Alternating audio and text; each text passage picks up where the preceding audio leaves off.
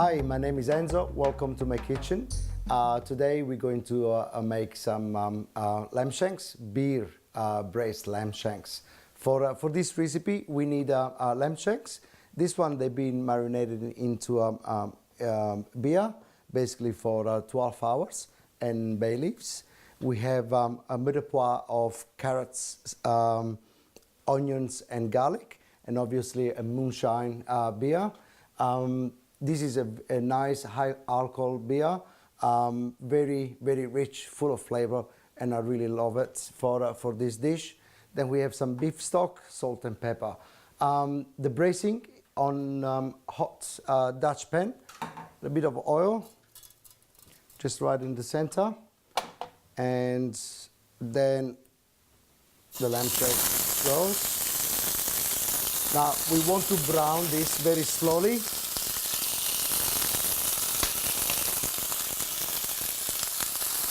So salt and cracked pepper.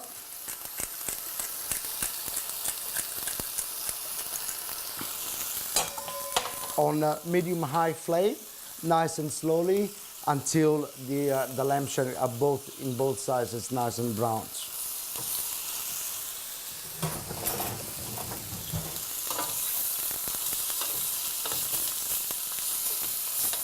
Our lamb shanks are getting nice and brown, and also the bay leaves will complement a lot the flavor, bring some sweetness into the beer as well. On this point, I'm going to add the mirepoix, which is just a culinary name for some diced carrots, celery, garlic, and onions. Just going to finish up to cut these carrots and to add that in.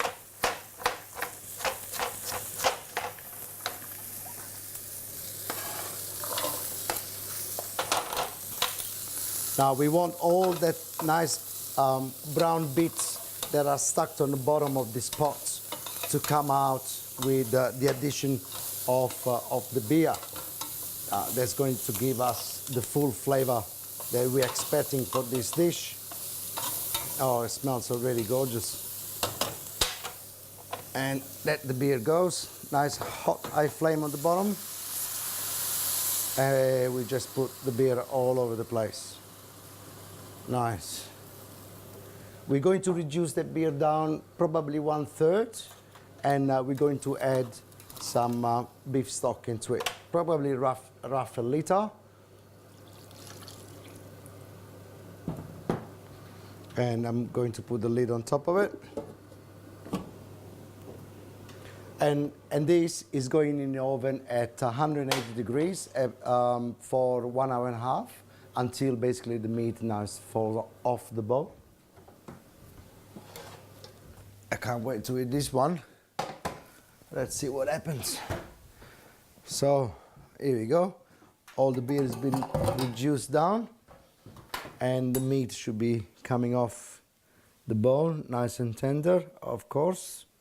Oh, it smells good. So I have made some pumpkin and potato gratin.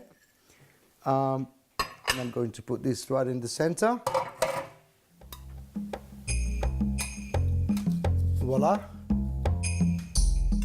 Beer braised lamb shank. Enjoy. Bon appetit.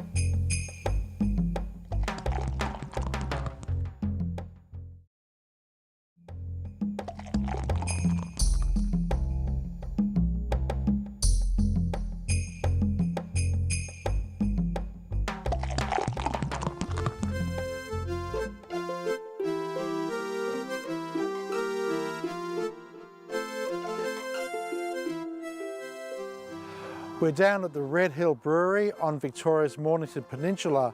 Let's go and talk to Dave, who's the brewer and the owner, and see what he's up to. So Dave, tell us about Red Hill Brewery. Well, Red Hill Brewery has been open about 5 years. My wife and I, Karen, moved here about 12 years ago, and when we got here we looked at the area and went, it's going to be great, we can grow our own hops and we can open our brewery and we can have this cafe area here. So One of the things about Red Hill Brewery is how many beers you actually make. So can you tell us about them? Sure. We've got the biggest selling beer we have is a beer called Golden Ale. It's based on a beer called Kolsch, which is an ale brewed in Cologne. It's a very clean, crisp style ale, and it's about the closest thing we do to a standard lager. We also have a German wheat beer that's 5% alcohol, a little bit bitter. It's highly carbonated, and it's got a sort of a almost tart finish. It's a great summer drinker. And the Scottish ale, which is the one I've got here, is magnificent in summer. In winter. It's a dark, malty beer. It's got toffee, caramel notes to it. It's a great cooler weather beer. So that's more of a malt-driven beer than a hop-driven, is that right? That's exactly right, yeah. And you have a range of at least half a dozen seasonal beers that come and go. Yeah, we've got, I think it's about 7 or 8 seasonal beers. So every couple of months we do a different style of beer. We've currently got one on called Temptation. That's a 8% strong Belgian Golden Ale. So it's incredibly bitter, it's incredibly dry, and it's very easy drinking. So it's basically called Temptation because it's a very dangerous beer to drink. So that's an Abbey style. It's in the style of something like Duvel. So very light in colour, very dry, very crisp, very alcoholic. You're the only brewery on mainland Australia that grows their own hops. Can you tell us a bit about the trials and tribulations of growing your own hops?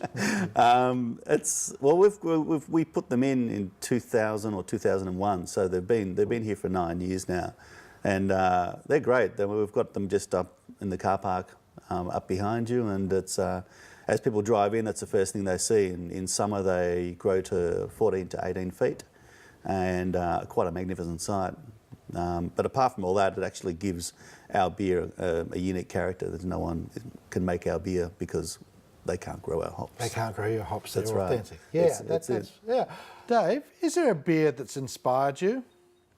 I drank a beer in New Zealand called Bohemian Pilsner that was a 6% Bohemian Pilsner that was dry hopped excessively, and I was drinking it with a bunch of brewers, and we had 2 or 3 pints, and we all came away with this big hopperific smile, this big grin from the amount of hops in that beer.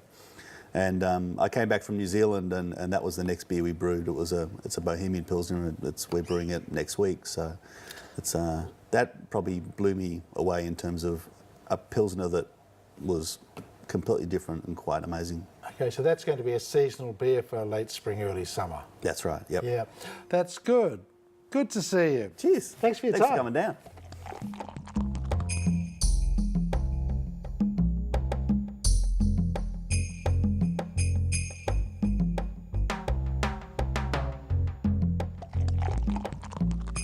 Okay, welcome back to the keg room. And now it's time to taste our imported Bock. And this week we have Weltenberger Kloster Assam Bock.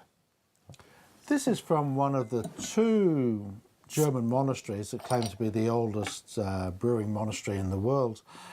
The monastery was established in 500 or 600 AD by a couple of Irish blokes, I think. Became a Benedictine monastery in 750 AD, and they started brewing beer in 1050, which was 16 years before William the Conqueror invaded England. So they've been going for nearly 1,000 years. They grow their own malted barley, or their own barley, which they malt, and they buy their hops from just up the road, the very famous Hallertau hops. I think it's a bit misleading here, I think they might get the beer bottled by a commercial business just up the road too. Okay. Everything's just up the road, it is in Germany. But the interesting thing about this beer is it's lagered for 3 months, and it's hundreds of feet below sea level. So it's very deep, very slow lagering. And the question is, how good is this beer with a 1,000-year heritage? Over to you, Robert. Well, can you taste the heritage? Well, I don't know. This beer, it's a malt-driven beer, but it's actually quite bitter. I think maybe a bit too bitter, and there's a touch of that sort of Vegemite-y thing that we were talking about before with the Harringtons. I mean, it's not a bad beer, but surprisingly, I think. It's not as good as the Three Ravens, which to my mind is a very good beer. This is, you know, it's okay. Nothing to complain about, but it's not as good as that one. How many stars? Oh, well, we'll go 3. Okay, I'm pleased that you agree with me, well, we agree with each other rather, that it's not as good as the Three Ravens. Why isn't it as good as the Three Ravens? It lacks something of finesse, it lacks some class. It's true to style with the nose, like no hops, but it's got a little bit too much hop bitterness. That does knock it out. Yeah. So it's okay, but it just cheers me up when we have an Australian local microbrewery which is making a better product than somebody who's been doing it for 1,000 years. So That's true. You want to punch the air, don't you? yeah, 3-star beer for this. Yeah. Yes, indeed.